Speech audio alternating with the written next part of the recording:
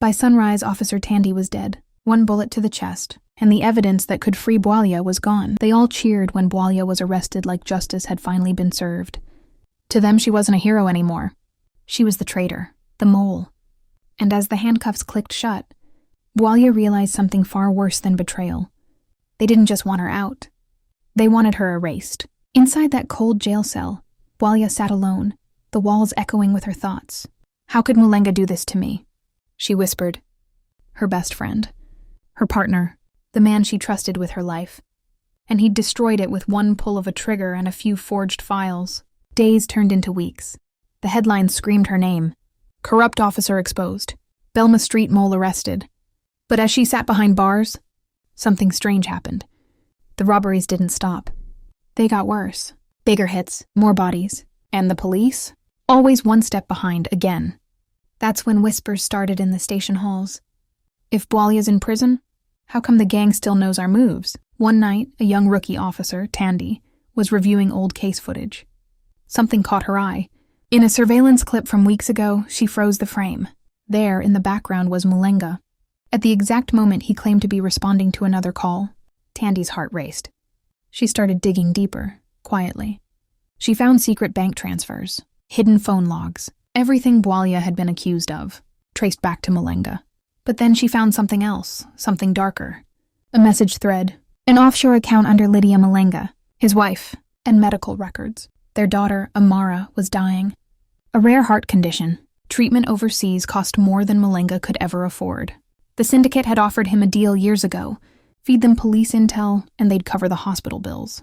At first, he told himself it was just small information. But one lie became 10. Then blood was spilled. And by the time he wanted out, it was too late. They owned him. Meanwhile, in her cell, Bwalya kept replaying that night in her head. The black sedan. The warehouse. The gunshot. Something didn't add up. Her instincts screamed, he's still out there, and he's not done yet. Then one morning, the cell door clanged open. Bwalya, a guard said quietly. You've got visitors. It was Tandy, nervous, clutching a folder. Ma'am, you were right, she whispered. Mulenga set you up. She slid the evidence across the table.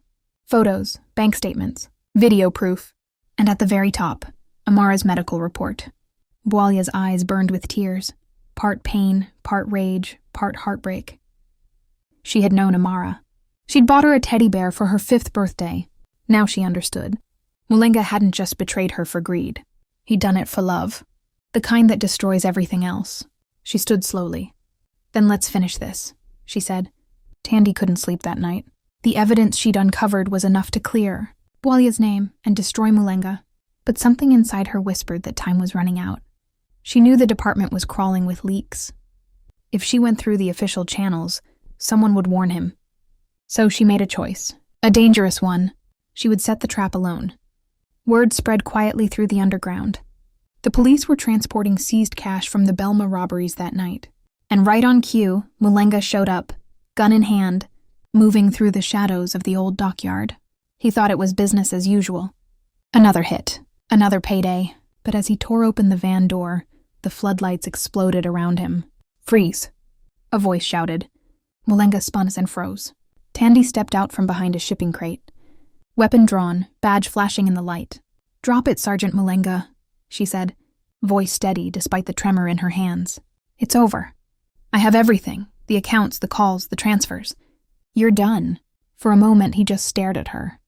Then slowly, he lowered his weapon. Brave, he said quietly. You're just like her. Tandy kept her aim locked on him. Like who? He smirked. Bwalya. Before she could react, backup lights flared behind him. His men. A hidden crew from the syndicate. Tandy fired first, catching one in the shoulder before Mulenga grabbed her hand and took it from Tandy. By sunrise, the news hadn't broken yet. Only one person in Belma prison knew what had happened that night. Bwalya. She sat in her cell, unaware of the chaos about to unfold. Then came the sirens. Officer Tandy was found dead, shot once in the chest. Her body dumped across the road from her apartment. Execution style. The evidence in a gun. The files, the photos, the confession, everything. And Mulenga? He was back at the station like he knew nothing. The department went silent. And when investigators checked Tandy's last movements, They discovered she'd visited Belma prison the night before her death. To see one person. Bwalya. The whispers started again. She killed Tandy. By noon, the headlines screamed. Corrupt officer strikes again? Bwalya linked to death of rookie cop. Bwalya sat in her cell, staring at the bars as guards whispered outside. Her name, once cleared, was poisoned again. Her only ally was gone. Mulenga was free, and someone inside the force had made sure she stayed locked away.